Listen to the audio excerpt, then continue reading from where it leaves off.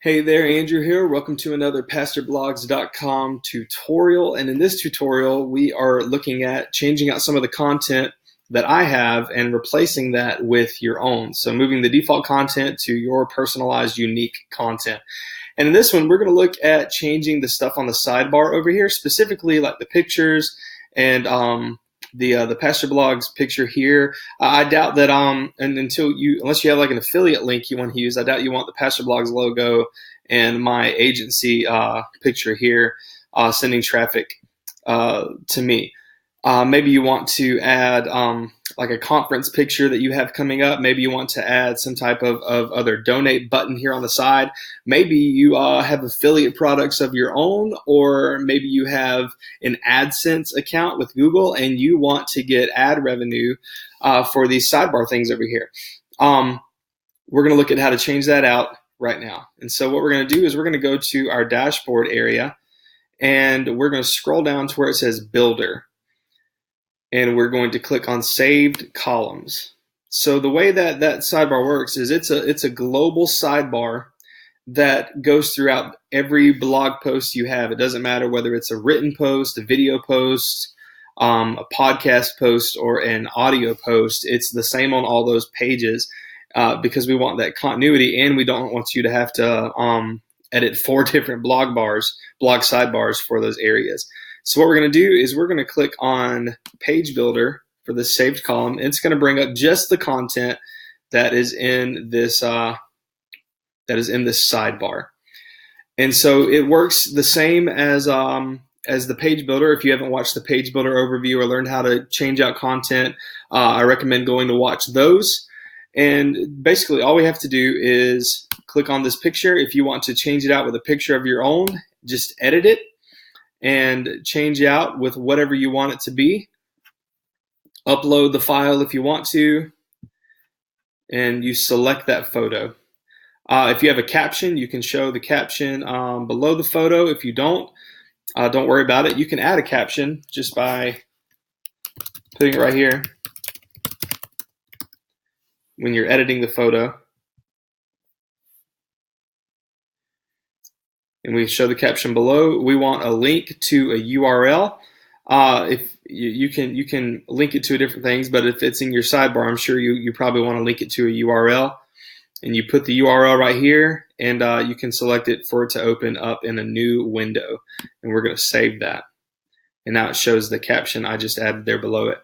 This right here is just the last 3 blog posts that you have. If you want, I love the design of this, but maybe you want to come in and tweak some of the structure here and just play around with the display that you have. You're more than welcome to do that.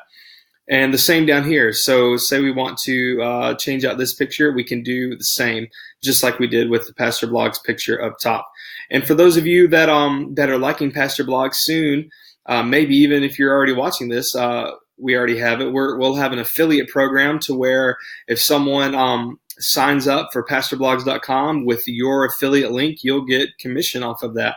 And so in the future, you might want to add your affiliate link here. The next thing you can do is you can add any content you want to this area. So say you have an AdSense script. So if you have an AdSense account with Google and you have ad code, you can just come in here and you can drop your code right here, and it will it should begin displaying whatever that code is linked to, whatever ads that code is linked to right there, and you can monetize your blog that way. And for those of you that have events, maybe you want to put your events in the sidebar. What you can do here is you can just duplicate this right here and go in here, and you can change the query. The query is basically asking what do I need to show, and you can change it from post to events. And you can add whatever you need to here. You can filter it however you would like to. You can save that. Maybe you want to say let's use like a heading module, right? Heading module and say, upcoming events. You can put that there. I'm going to go ahead and get rid of that. If you need any help customizing this area, or if you run into any roadblocks and you want to make it look a certain way, I'm more than open to helping you achieve that look. Just let me know through the feedback tab from your dashboard. And so that's how you can customize this blog. Don't worry about the subscribe to blog. There's another tutorial that talks about connecting this to your MailChimp or other email provider. And this is a global button, which means once you do it once, like you have it on the home page, it's the same everywhere. And once we're done, we click Done, Publish. And now we can go back to the blog and see whatever changes we have here.